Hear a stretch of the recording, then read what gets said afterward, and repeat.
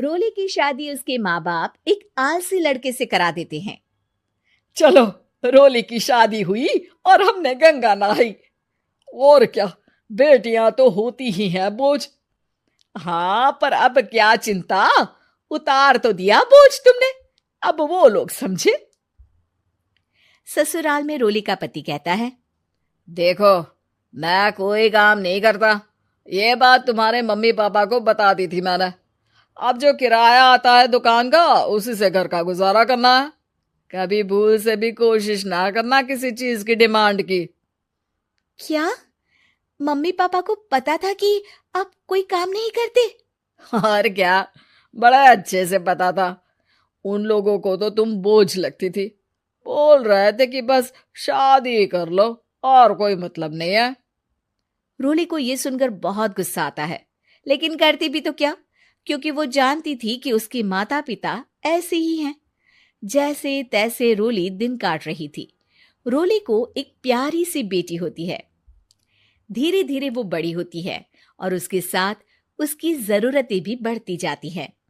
सुनिए जी, अब तो सिमी बड़ी हो रही है, उसका स्कूल में दाखिला कराना है।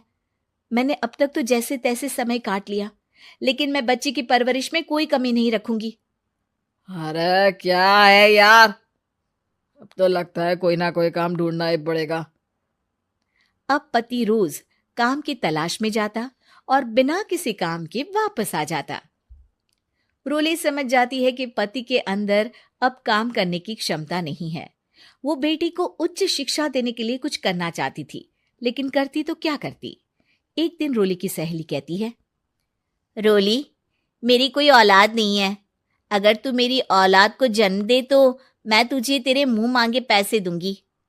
अरे, तेरी औलाद को मैं कैसे जन्म दे सकती हूँ? सरोगेसी से।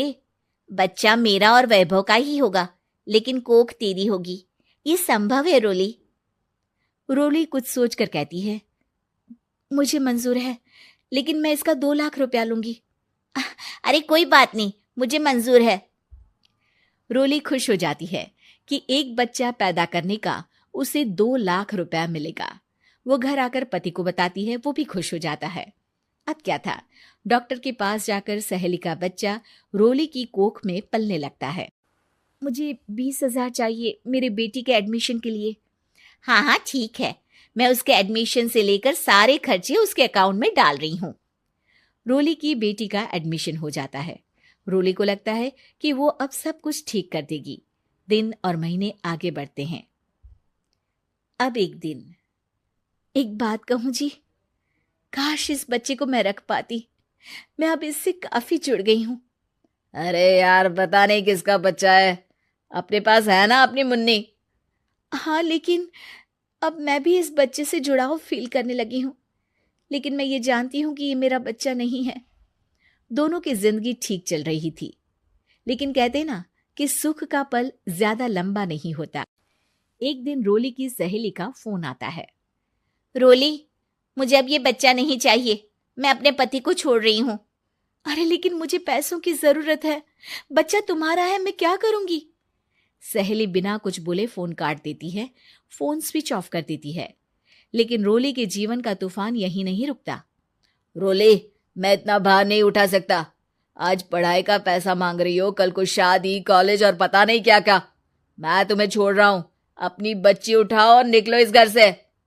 अरे पर मैं कर तो रही हूं ना बच्चे के लिए काम, आप आराम से रहिए ना। क्या काम कर रही हो, देख रहा हूं मैं। ये छोटा शहर है, यहाँ लोगों को बात बनाते वक्त नहीं लगता। तो मैं क्या करूं? ज्यादा पढ़ी लिखी नहीं हूं, कैसे घर के खर्चे चलाऊं? और आप तो काम करना ही नहीं चाहते। हाँ, ना चाहता हूं और ना ही करूंगा। रोली को पति की बात पर काफी गुस्सा आ जाता है। ठीक है, अगर मेरे जीवन में संघर्ष ही लिखा है तो वही सही। इस वक्त पति होने के नाते आपको मेरा साथ देना चाहिए था, लेकिन नहीं, आपने तो इस हाल में मुझे घर से बाहर निकालने की बात कह डाली। देखो, ये सारी फालतू की बातों के लिए वक्त नहीं है मेरे पास। रोली, जिसकी कोख में किसी और का बच्चा था और साथ छोटी सी बेटी, पति का घर छोड़कर रास्ते पर आ जाती है। रोली के पास मायके के सिवा दूसरा कोई रास्ता नहीं होता। अरे रोली कैसी है? कितने दिनों के लिए आई है? हमेशा के लिए माँ। वो माँ को सारी बात बता देती है। ओए लड़की, इतनी हिम्मत का काम कर लिया। अरे ना ना, यहाँ कोई जगह नहीं है। तुम तो अपना बोरिया बिस्तर उठाओ और निकलो यहाँ से। रोली के पास अब मायके का रास्ता भी नहीं बचता।